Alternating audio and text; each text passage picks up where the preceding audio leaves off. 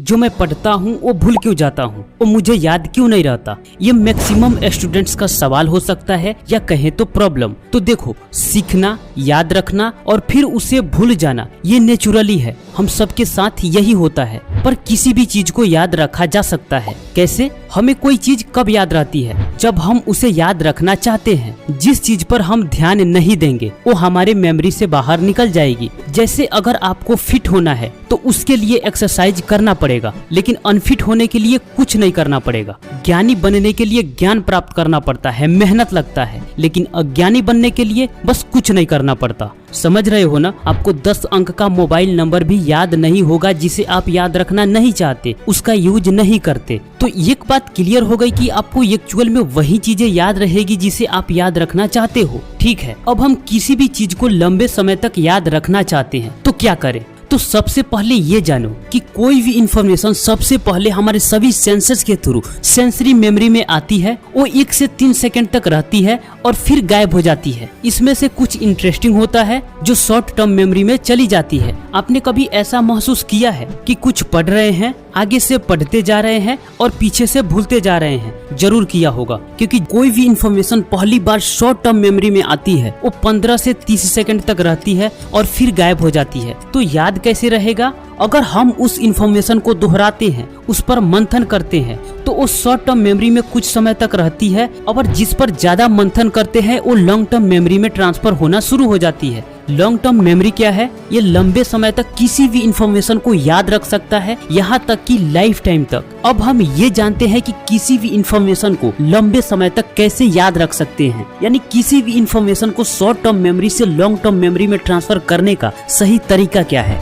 Number 1, attention and understanding. सीखने का पहला चरण है अटेंशन, यानी ध्यान। क्लास में टीचर पढ़ा रहे हैं और आप अपने दोस्त से बात कर रहे हो, तब तक टीचर का नजर आप पर पड़ जाती है। तो फिर क्या? धुलाई चालू। ऐसा हुआ है कि नहीं? या किसी दूसरे के साथ जरूर हुआ होगा और हमें लगता है ये टीचर बहुत खराब है, लेकिन ऐसा बिल्कुल नहीं। वो आपके लिए बोल रहे हैं। ध्यान दोगे तो वो टॉपिक आपको आसानी से समझ में आएगी और उसे याद रखने में कम मेहनत करना पड़ेगा। ध्यान के बिना सीखने का कोई अर्थ नहीं है। एग्जाम्पल पबजी से लेते हैं। देखना, अगर कोई पबजी खेल रहा हो या आप खेले होंगे तो पता होगा, पूरी फोकस गेम पर रहती है। बगल से कौन आया कौन गया पता नहीं, क्योंकि खेलने वाला जानता है कि अगर इस पर ध्यान नहीं दूंगा तो कोई किल कर देगा। बस उसी तरह किसी भी चीज पर ध्यान नहीं दोगे तो वो आपके हाथ से निकल जाएगा, यानी आपके मेमोरी से गायब हो जाएगा। तो पहले ध्यान दो, फिर समझने का प्रयास करो। जब टीचर क्लास में पढ़ाते हैं तो पूछते हैं कि नहीं कि क्या ये टॉपिक समझ में आया, तो आप हाँ या ना में जवाब देते हो। वो इसलिए पूछते हैं कि अगर वो टॉपिक आपको समझ में नहीं आएगी तो आप उस पर आगे नहीं बढ़ पाओगे। तो कोई भी टॉपिक पढ़ रहे हो तो पहले ये सुनिश्चित करो कि क्या ये टॉपिक आपको समझ में आ रही है।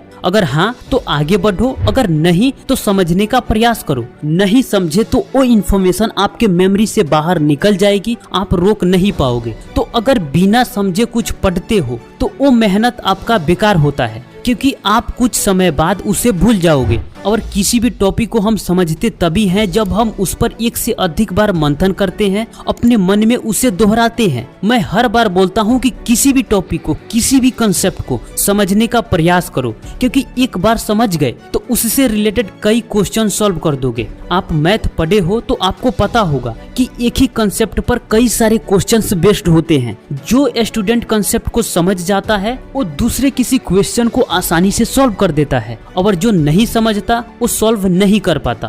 Topic number 2, spaced repetition. हमने ध्यान से पढ़कर समझ लिया, लेकिन सिर्फ इतना से लंबे समय तक याद नहीं रहेगा। उसके लिए हमें स्पेस्ड रेपिटेशन टेक्निक अप्लाई करना पड़ेगा। देखो, हम एक बार पढ़कर किसी भी इंफॉर्मेशन को याद नहीं रख सकते, हमें दोहराना ही पड़ेगा। पर दोहराने का भी एक समय अंतराल होता है। हम उस समय दोहराकर क्या करेंगे जब हम उस इंफॉर्मेशन को पूरी तरह भूल चुके होंगे। और मैक्सिमम स्टूडेंट्स यही गलती करते हैं, वो पढ़ते जाते हैं और इकट्ठा करते जाते हैं। वो सोचते हैं कि पूरी सिलेबस कंप्लीट हो जाएगी, फिर याद करेंगे या रिवीजन करेंगे, लेकिन उन्हें ये नहीं पता कि जब वो रिवीजन करते हैं तब तक वो इंफॉर्मेशन उनकी मेमोरी से गायब रहती है। फिर से 0 से स्टार्ट करना पड़ता है। साइकोलॉजिस्ट हरमन एबिंगहॉस की मेमोरी पर एक स्टडीज से ये फॉरगेटिंग कर्व का पता चला। इस ग्राफ को गौर से देखो, इससे ये पता चलता है कि हम इंफॉर्मेशन को कितनी तेजी से भूलते हैं। हमारा भूलने का रेशियो ये है, हम पहली बार कुछ भी पढ़ते हैं, देखते हैं, सुनते हैं,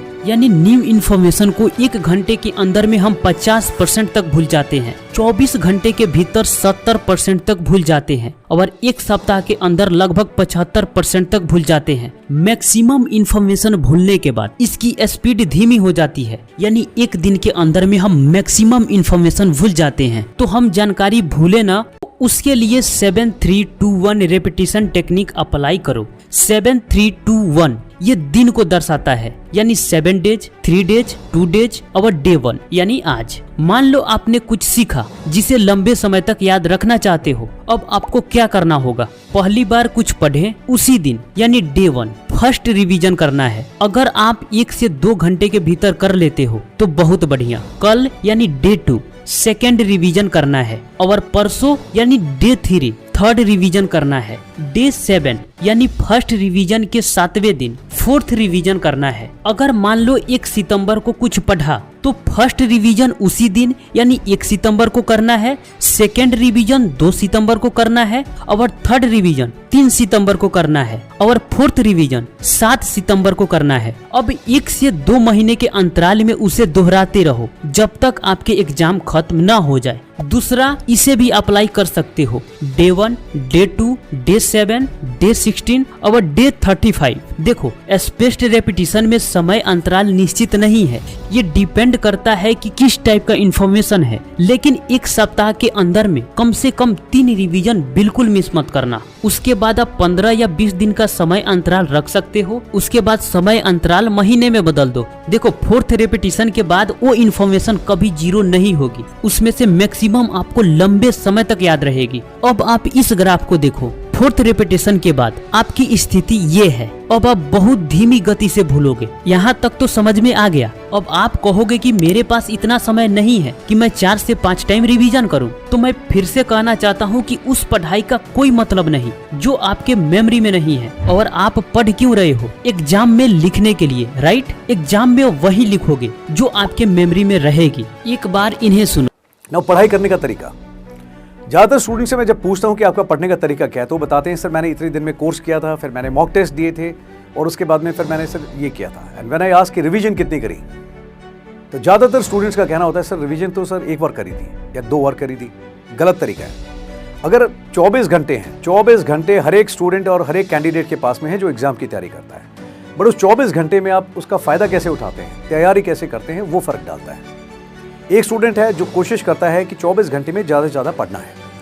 दूसरा स्टूडेंट है वो कहता है मुझे ज़्यादा सिलेबस कवर नहीं करना लेकिन रिवीजन ज़्यादा करनी है। आप यकीन मानिए, जो आदमी रिवीजन ज़्यादा करता है वो डेफिनेटली नतीजा निकाल देगा। अब समझ में आ गया होगा कि बिना रिवीजन के कुछ नहीं होने वाला, राइट? आप पूरे साल मेहनत से पढ़ाई करते हो, पैसा भी देते हो, समय भी देते हो, पर फायदा तभी होगा जब चीजें आपको याद होगी। अगर कुछ याद नहीं रहेगी तो एग्जाम तो क्लियर नहीं होगा।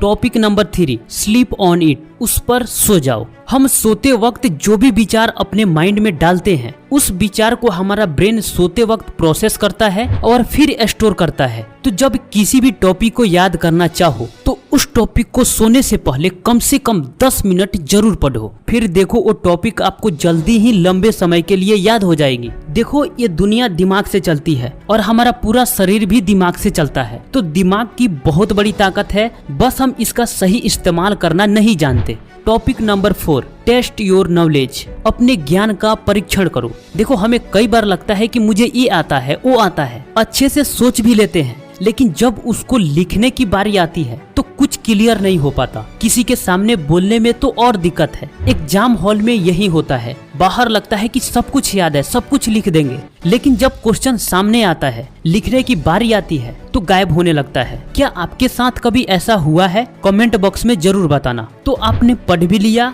समझ भी लिया, रिवीजन भी कर लिया, अब उसे लिख डालो। इतना करने के बाद आप किसी भी टॉपिक पर महारत हासिल कर लोगे, एग्जाम में बेहिचक लिखोगे और जितने भी टॉपर्स होते हैं वो इन चारों टिप्स को पहले फॉलो करते हैं। और देखना जिस भी टॉपिक पर आपका महारत हासिल है उस पर जाने अनजाने ये 4 टिप्स जरूर अप्लाई हुआ है। अगर यहाँ तक आए हो तो इस वीडियो को एक बार जरूर देख लेना, याद करने में आपको और आसानी होगी। तो दोस्त कैसा लगा वीडियो कमेंट बॉक्स में जरूर बताना। मिलते हैं आपसे फिर अगले वीडियो में, तब तक के लिए आपका धन्यवाद।